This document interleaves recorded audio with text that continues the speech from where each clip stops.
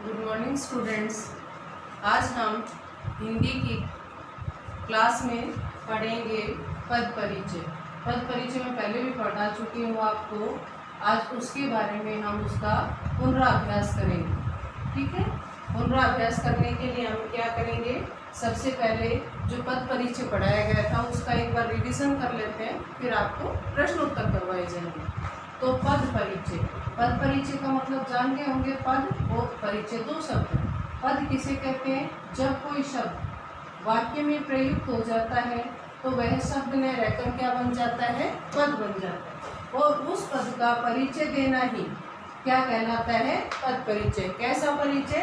व्याकरणिक परिचय। व्याकरणिक परिचय देना ही क्या कहलाता है? पद परिचय कहलाता है। किसी भी पद का व्याकरणिक परिचय देना ही क्या कहलाता है? पद परिचय। अब पद परिचय में हमने पढ़ा था सिर्फ विकारी शब्दों का पद परिचय। आपने शब्द पढ़े होंगे विकारी और अविकारी। क्या होते हैं विकारी और अविकारी? मैंने प्रश्न पूछा आपसे कि विकारी शब्द किसे कहते हैं?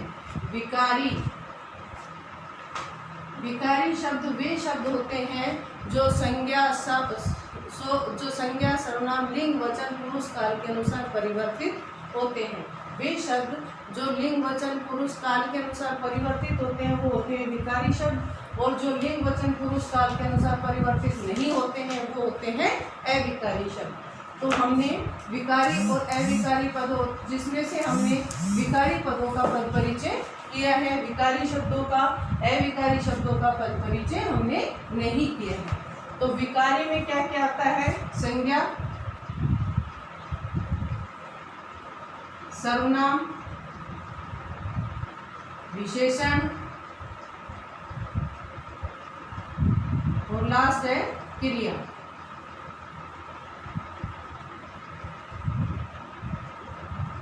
संज्ञा, सर्वनाम, विशेषण और क्रिया, ये किसके अंतर्गत आते हैं? विकारी शब्दों के अंतर्गत आते हैं। तो आज हम संज्ञा का पद परिचय, सर्वनाम का पद परिचय, विशेषण का और क्रिया, इनका पद परिचय देखेंगे। संज्ञा का पद परिचय करने के लिए कौन कौन से जो लिंग वचन पुरुष काल किस किस की आवश्यकता होती है? तो सबसे पहले आता है भेद, फिर आता है लिंग, वचन, कारक और आता है क्रिया के साथ संबंध।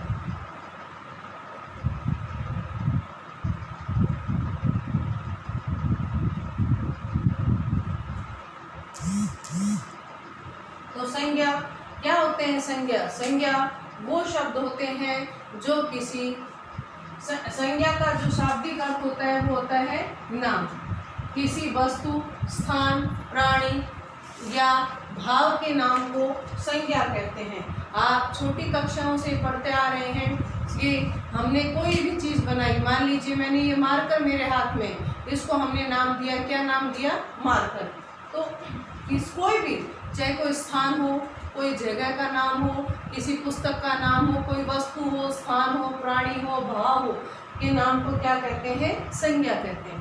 तो संज्ञा के भेद सबसे पहले आया है भेद। तो संज्ञा के कितने भेद होते हैं? संज्ञा के 3 भेद होते हैं, व्यक्तिवाचक संज्ञा, जातिवाचक संज्ञा और भाववाचक संज्ञा। व्यक्तिवाचक संज्ञा किसे कहते हैं? वे संज्ञा शब्द जो किसी विशेष व्यक्ति, वस्तु, प्राणी का बोध कराते हैं, विशेष स्थान का बोध कराते हैं, उन्हें क्या कहते हैं? व्यक्तिवाचक संज्ञा कहते हैं। जैसे कि राम है, लड़के का नाम है, भारत है, देश का नाम है, रामायण है, पुस्तक का नाम है। तो ये सारे क्या है? व्यक्तिवाचक संज्ञा। इसी तरह फिर उसके बाद आता है लिंग। लिंग कितने होते हैं? 2 होते हैं। सॉरी, व्यक्तिवाचक संज्ञा हो गई। अब होता है जातिवाचक संज्ञा। जातिवाचक संज्ञा में क्या होता है? किसी एक ही प्रकार की जाति का बोध कराने वाला।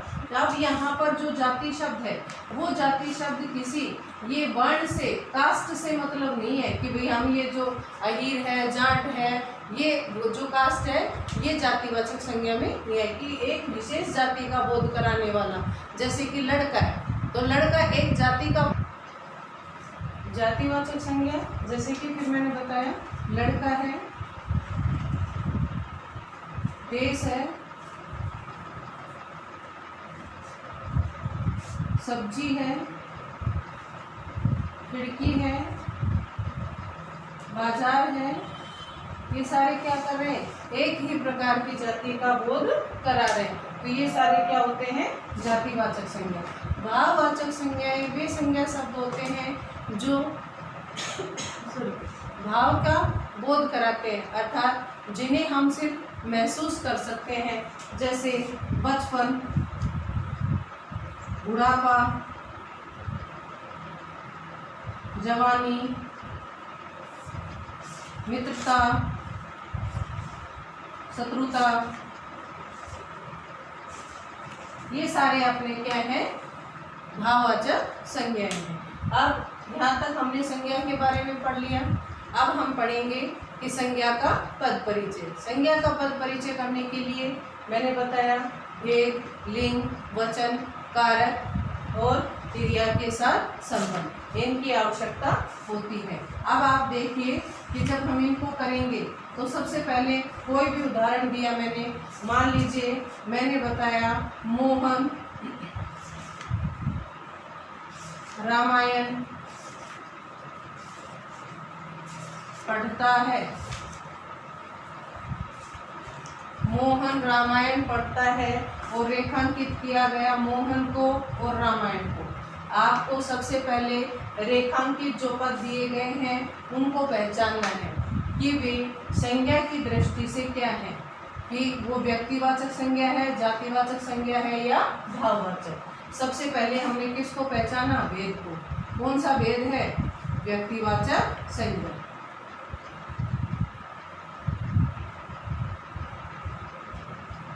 उसके बाद क्या है, आपने देखा मोहन लड़का है या लड़की, लड़का है तो क्या होगा, पुल्लिंग।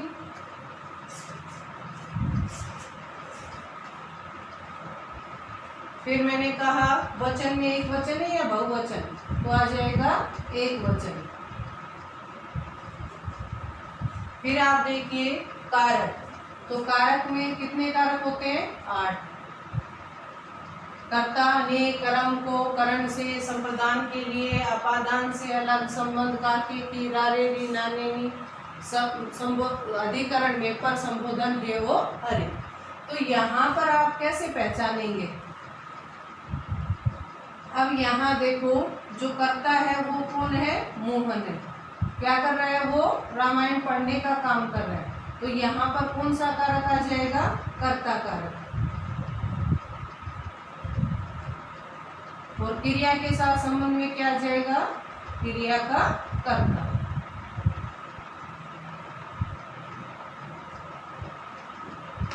ठीक है। अब आप देखेंगे कि आपने कहा कि मैम यहाँ तो ने परसर, जो कर्ता का परसर क्या होता है, ने, उसका प्रयोग किया ही नहीं गया है। तो कर्ता में जो ने परसर है उसका प्रयोग केवल भूतकाल में किया जाता है। यदि मैं लिखती कि मोहन ने रामायण पढ़ी, मोहन ने रामायण पढ़ी, तो आपको ने परसर का प्रयोग मिलता। वर्तमान काल और भूतकाल में, भविष्य काल में ने परसर का प्रयोग नहीं किया जाता है। ने परसर का प्रयोग केवल भूतकाल में किया जाता है। अब आप इसमें जब भूतकाल में करते हैं तो जो क्रिया होती है वह भी क्या आ जाएगी, कर्म के अनुसार आ जाएगी। किसके अनुसार आ जाएगी, कर्म के अनुसार। यदि मैं ये लिखती तो मैं लिखती मोहन ने रामायण पढ़ी, तो यहाँ पढ़ता शब्द नहीं आया, क्या था, मोहन ने रामायण पढ़ी। तो यहाँ पढ़ी किसके अनुसार आई है, कर्म के अनुसार आई। रामायण स्त्रीलिंग है और क्रिया भी किसके अनुसार आ रही है, कर्म के अनुसार आ रही है, न कि कर्ता के अनुसार। अब आगे देखो, आगे देखने के लिए वो करेंगे कि अब हम देखेंगे कि जो रामायण है उसका पद परिचय क्या है। हमने अभी मोहन का पद परिचय किया, अब हम करते हैं रामायण का पद परिचय। तो रामायण एक पुस्तक का नाम है, क्या हो जाएगा, व्यक्तिवाचक संज्ञा।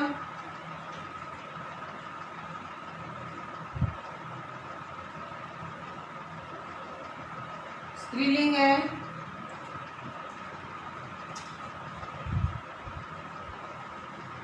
एक वचन है, कर्म कारक है, क्रिया का कर्म। क्रिया क्या है? अब क्रिया का कर्म से मतलब ये नहीं क्रिया का कर्म, आप ऐसे भी लिख सकते हो। पढ़ जो क्रिया है, पढ़ना, पढ़ता ता प्रत्यय है, मूल शब्द क्या है? पढ़। तो पढ़ या पढ़ क्रिया का कर्म।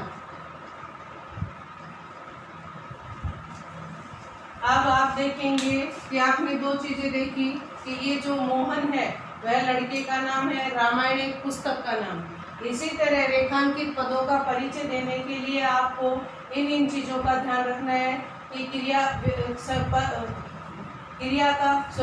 संज्ञा का पद परिचय करते समय भेद, लिंग, वचन, कारक इनका ध्यान रखना है।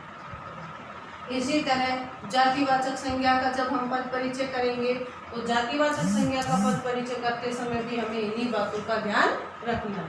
उसी तरह भाववाचक संज्ञा तो हमने तीनों का बता दिया। जैसे मान लीजिए एक उदाहरण दे दिया कि बचपन या लड़कपन, जवानी, बुढ़ापा, अभी उसमें बचपन की आदतें हैं, ये शब्द मैंने लिख दिया। अभी उसमें बचपन की आदतें हैं तो बचपन शब्द है उसको रेखांकित कर दिया। तो बचपन क्या हो जाएगा? भाववाचक संज्ञा। सबसे पहले हम भेद देखेंगे।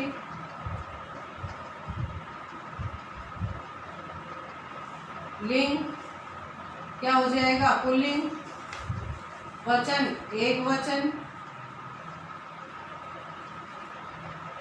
कारक कौन सा होगा? देखो की, तो कौन सा कारक हो जाएगा? संबंध कारक।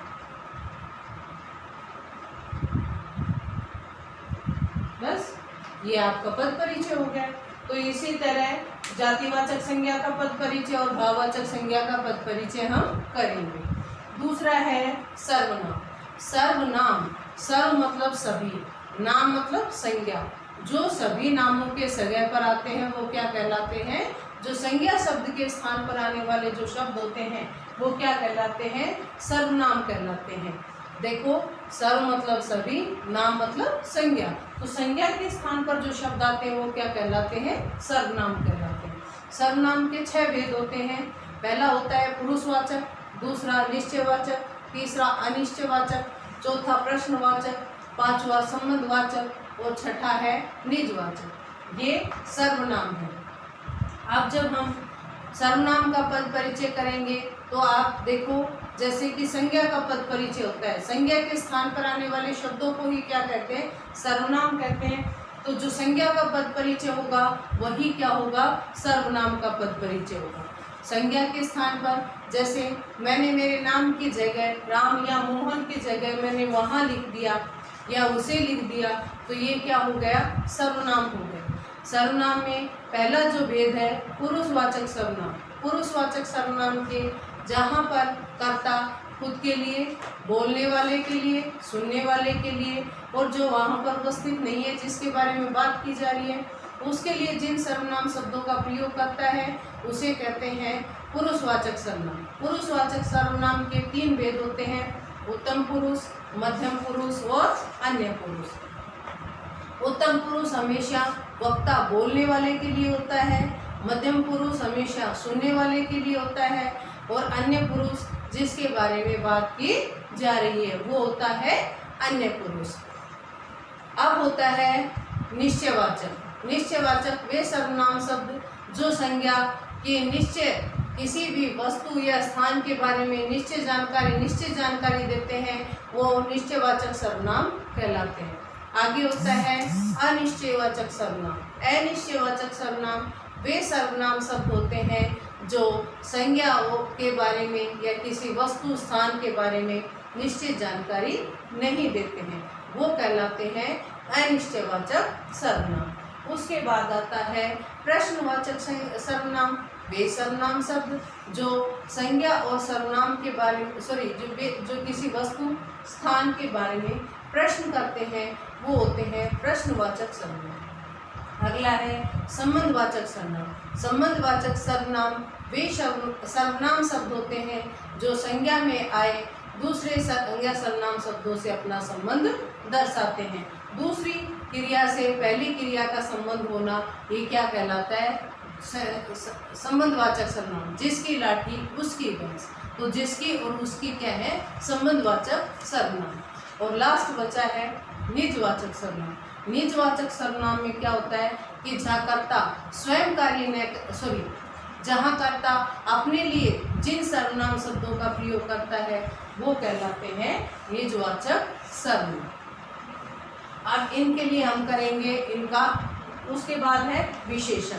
विशेषण का पद परिचय करने के लिए हम करेंगे कि विशेषण कितने शब्द होते हैं, विशेषण की परिभाषा क्या होती है।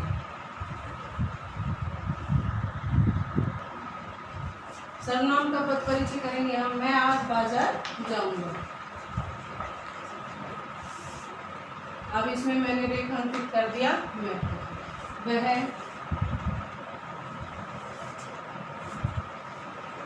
कल से बीमार है।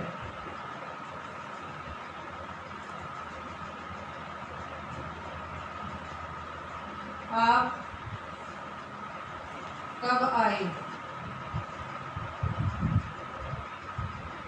यह मेरी पुस्तक है।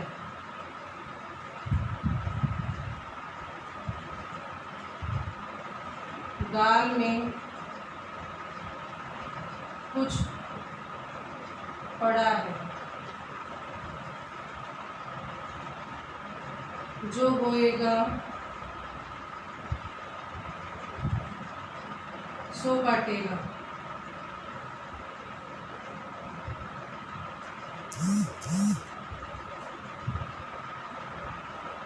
दादाजी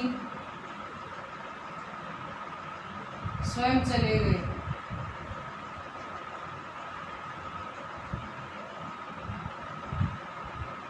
अब मैं इनमें मैं को, वह, आप, यह, कुछ, जो, सो, स्वयं, इन पदों को मैंने रेखांकित किया है। अब इन पदों का हम परिचय करेंगे। तो हमें सबसे पहले जो रेखांकित पद है उसे पहचानना है कि जो रेखांकित पद है वह संज्ञा की दृष्टि से क्या है, व्याकरण की दृष्टि से क्या है। अब तो हमें इतना तो पता ही होगा, क्योंकि जब हम सर्वनाम का पद परिचय पढ़ रहे हैं तो पता चल जाएगा कि सर्वनाम का पद परिचय कर रहे हैं। तो सबसे पहले जो मैं है वो क्या है? पुरुषवाचक का उत्तम पुरुष।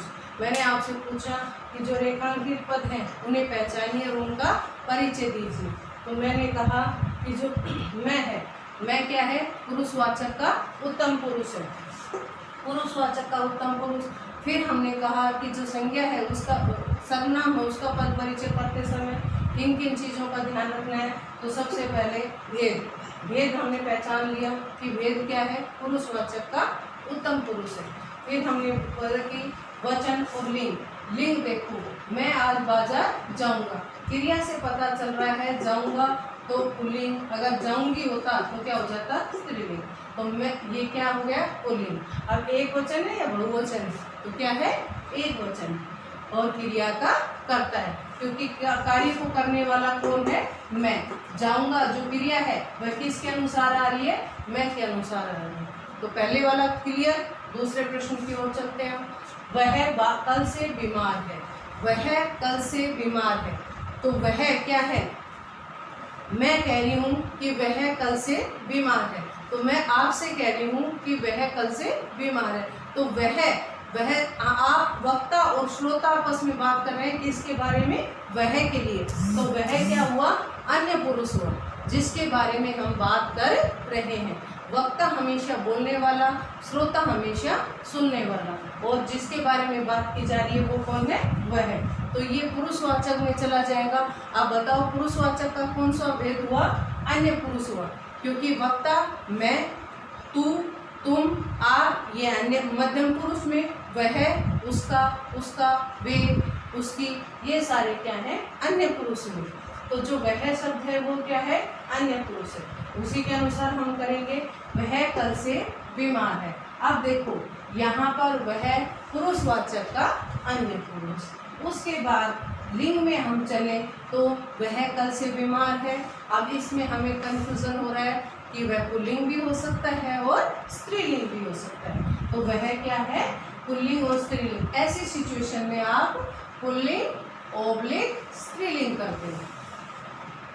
इसमें जो एग्जामिनर है वो समझ जाएगा कि देखो इसमें क्या है, जो स्पष्ट दिखाई नहीं दे रहा है कि वह पुल्लिंग है या स्त्रीलिंग। तीसरा है, उसके बाद वचन एक वचन, क्योंकि वह कल से बीमार है। इसी शब्द से पता चल रहा है और क्रिया से पता चल रहा है क्या है, एक वचन है। कारक कौन सा हो जाएगा, कर्ता कारक हो जाएगा। आगे देखो आप। अब आप शब्द का प्रयोग यहाँ भी होता है और यहाँ भी हो रहा है, लेकिन आप देखिए आप शब्द हम आगे आदर्शसूचक शब्द है। आप जो है वो क्या है, आदर्शसूचक शब्द है। किसी को आदर देने के लिए, अपने से बड़ों को देने के का भाव व्यक्त करने के लिए, आदर का भाव व्यक्त करने के लिए हम आप शब्द का प्रयोग करते हैं। तो यहाँ पर जो आप है, मैंने कहा आप कब आए, तो मैं बोल रही हूँ किसको, सामने वाले को। तो आप क्या है, मध्यम पुरुषवाचक सर्वनाम है। मैं कह रही हूँ आप कब आए, आपने कहा आप कब आए, तो आप उस समय बोल रहे हैं तो आप वक्ता हैं, और जिसको कह रहे हैं वो कौन है, श्रोता है। तो श्रोता हमेशा कौन सा होता है, सुनने वाला होता है, और सुनने वाला हमेशा कौन सा पुरुष होता है, मध्यम पुरुष होता है। तो इसका पद परिचय करने के लिए हम क्या करेंगे, मध्यम पुरुषवाचक सर्वनाम, अब पुल्लिंग एक वचन और कर्ता कारक। ये आपका क्या हो गया, मध्यम पुरुष का हो गया। अब देखिए यह मेरी पुस्तक है। अब इसमें दो सर्वनाम, एक तो मेरी और एक ये है मेरी पुस्तक है। तो यह मेरी पुस्तक है, यानी इसके बारे में मुझे निश्चित जानकारी है कि यह मेरी ही पुस्तक है। तो ये कौन सा सर्वनाम हो जाएगा, निश्चयवाचक सर्वनाम। निश्चयवाचक सर्वनाम का करने के लिए हमने सबसे पहले भेद बता दिया कि ये क्या है, निश्चयवाचक सर्वनाम। दूसरा है पुस्तक के अनुसार हम बताएंगे पुस्तक क्या है, स्त्रीलिंग है, एक वचन है, यह मेरी पुस्तक है। तो यह मेरी पुस्तक संबंध दर्शाया जा रहा है, तो कारक कौन सा हो जाएगा, संबंध कारक। अब यहाँ पर जो मेरी शब्द है, ये मेरी, मैं, मुझे, मेरा, ये सारे किस में आते हैं, उत्तम पुरुष में। तो उत्तम पुरुषवाचक सर्वनाम पुल्लिंग स्त्रीलिंग दोनों हो सकते हैं, और एक वचन है, और कारक कौन सा आएगा, संबंध कारक। अब अगर हम पुस्तक को भी देखें तो पुस्तक क्या हो जाएगा, जातिवाचक संज्ञा हो जाएगा। जातिवाचक संज्ञा है और स्त्रीलिंग है, एक वचन है, और क्या है, कर्म कारक है। देखो यहाँ पर क्या है, यह मेरी पुस्तक है होना क्रिया है। क्रिया से पहले क्या लगा कर देखेंगे, क्या है, पुस्तक है, तो सकर्मक क्रिया है। तो यहाँ पर कौन सा कारक हो जाएगा, कर्म कारक हो जाएगा। अब आगे चलिए, दाल में कुछ पड़ा है, कुछ पड़ा है। अब हमें उसके बारे में निश्चित ज्ञान नहीं है कि दाल में क्या पड़ा हुआ है, कंकर है या फिर कोई तिनका है, तो उसके लिए आ जाएगा अनिश्चयवाचक सर्वनाम। हम इसका भेद पहचानेंगे पहले कि कौन सा है, अनिश्चयवाचक सर्वनाम। अनिश्चयवाचक सर्वनाम के साथ हम बताएंगे दाल में कुछ पड़ा है, तो पुल्लिंग स्त्रीलिंग दोनों चीजें हो सकती हैं, एक वचन है और क्या पड़ा है, कुछ पड़ा है, उसके बारे में निश्चित ज्ञान नहीं है, तो कर्म कारक हो जाएगा। जो बोएगा सो काटेगा। देखो जो और सो क्या है, संबंधवाचक सर्वनाम। संबंधवाचक सर्वनाम है और एक वचन है, जो बोएगा सो काटेगा, तो पुल्लिंग है, एक वचन है और संबंध कारक आएगा। अब है दादाजी स्वयं चले गए। निजवाचक सर्वनाम में मैंने कहा था कि जहाँ कर्ता स्वयं के लिए जिन शब्दों का प्रयोग करता है वो क्या होते हैं, निजवाचक सर्वनाम होते हैं। तो दादा यहाँ पर जो करता है स्वयं के लिए कर रहा है, दादाजी स्वयं चले गए, उसमें किसी दूसरे ने कार्य नहीं किया। जहाँ कर्ता स्वयं कार्य करता है और स्वयं के लिए जिन शब्दों का प्रयोग करता है वो होते हैं निजवाचक सर्वनाम। तो उसने कहा दादाजी स्वयं चले गए, तो दादाजी खुद चले गए, तो स्वयं जो है वह निजवाचक सर्वनाम है। निजवाचक सर्वनाम है, पुल्लिंग है, एक वचन है, और यहाँ दादाजी के अनुसार कारक आएगा। तो दादाजी क्या है, चलने का काम कौन कर रहे हैं, दादाजी, तो कौन सा कारक हो जाएगा, कर्ता कारक। ये था आपका सर्वनाम का पद परिचय। इसी तरह हम विशेषण का पद परिचय करेंगे। विशेषण का पद परिचय करने के लिए हमें विशेषण के भेद, विशेषण के भेद के उपभेद जो है उनके बारे में जानकारी लेना जरूरी है।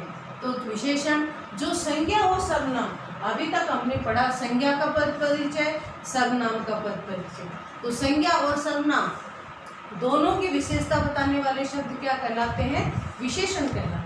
अब मैंने आपसे प्रश्न पूछा कि विशेषण किसे कहते हैं, तो विशेषण वे शब्द हैं जो संज्ञा और सर्वनाम की विशेषता बताते हैं। फिर दूसरा प्रश्न मैंने आपसे पूछा कि विशेषण के कितने भेद होते हैं, तो विशेषण के कितने भेद होते हैं, विशेषण के 4 भेद होते हैं। पहला गुणवाचक, दूसरा संख्यावाचक, तीसरा परिमाणवाचक और चौथा सार्वनामिक या संकेतवाचक विशेषण। अब विशेषण का पद परिचय करने के लिए हम क्या करेंगे कि विशेषण का पद परिचय करने के लिए वही होगा, सबसे पहले तो हम क्या बताएंगे, भेद, लिंग, वचन, और यहाँ पर कारक नहीं बताया जाएगा, एक बताया जाएगा विशेष्य। विशेष्य क्या होता है, एक तो विशेषण होता है और एक होता है विशेष्य। विशेष्य किसे कहते हैं, विशेष्य देखो जिसकी विशेषता बताई जा रही है। 2 चीजें होती हैं, एक विशेष्य और दूसरा विशेषण। विशेषण जिसकी जो विशेष्य की जो विशेषता बताई जा रही है वो क्या कहलाता है, विशेषण। तो ये विशेष्य क्या हो जाएगा, संज्ञा सर्वनाम हो जाएगा, क्योंकि हमने पढ़ा है कि संज्ञा और सर्वनाम की विशेषता बताने वाले शब्द क्या कहलाते हैं, विशेषण कहलाते हैं। तो जो विशेष्य होगा वो हमेशा क्या होगा, संज्ञा सर्वनाम। तो आपको इन 4 चीजों का ध्यान रखना है, भेद, लिंग, वचन और विशेष्य। अब मैंने कहा काला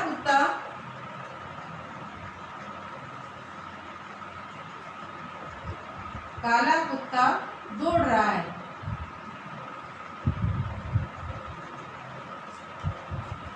अब यहाँ पर मैंने रेखांकित किया काला, तो काला क्या है, किसी रंग की बता रहा है, किसकी विशेषता बता रहा है, कुत्ते की विशेषता बता रहा है, कुत्ते का रंग बता रहा है कि कुत्ते का रंग कैसा है, काला है। तो कौन सा विशेषण, ये हमने पहचान लिया वो क्या है, विशेषण है। कौन सा विशेषण है, गुणवाचक विशेषण है। वो उसके बाद मैंने बताया कुत्ता क्या है, पुल्लिंग है, एक वचन है, और विशेष्य क्या हो जाएगा, कुत्ता हो जाएगा। इसी तरह हम, यदि मैंने उदाहरण दिया, मुझे 2 दर्जन केले दो। अब मैंने दो दर्जन को रेखांकित कर दिया। अब आपने कहा 2 दर्जन केले दो। अब दर्जन में आप सीधे जाएंगे परिमाणवाचक विशेषण, नहीं, ये परिमाणवाचक विशेषण नहीं है। दर्जन को हम संख्या है 12, हम केले को काउंट करेंगे 1 2 3 4 5 6 7 8 9 10 11 12, और उसने 12 केले काउंट किए और आपको दे दिए। तो यहाँ पर कौन सा हो जाएगा, संख्यावाचक विशेषण, पुल्लिंग, बहुवचन, और केले क्या है, विशेष्य है। तो इसी तरह हम सारे पदों का परिचय करेंगे। ये था हमारा पद परिचय। अब आपको क्रिया का पद परिचय और विशेषण का, क्रिया का पद परिचय भी करते समय हम क्रिया के भेद, लिंग, वचन, कारक और वाच्य, काल, इनका ध्यान रखते हुए क्रिया का पद परिचय किया जाता है। और जो भी आपको कुछ प्रश्न दिए जाएंगे हल करने के लिए, उन प्रश्नों को आपको हल करना है और हल करके उन्हें डाउट क्लास में उन प्रश्नों को हल किया जाएगा। पहले आपको उनको हल करना है, और उनका सॉल्यूशन आपको डाउट क्लास में बताया जाएगा। तो ये था हमारा आज का जो टॉपिक था पद परिचय। Thank you, have a nice day.